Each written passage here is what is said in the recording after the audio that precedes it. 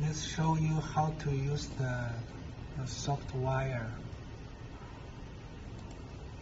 Open the software for the operation system 64-bit.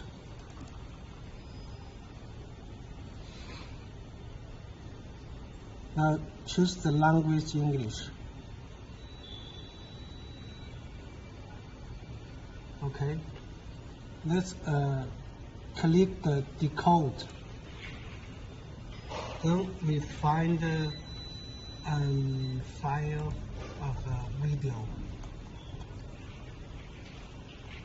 Okay. This file, the video. Then we need to enter a name of the file. Let's name it 123. Okay. Then click the store. Then click the start decoding. Now the file is in the decoding.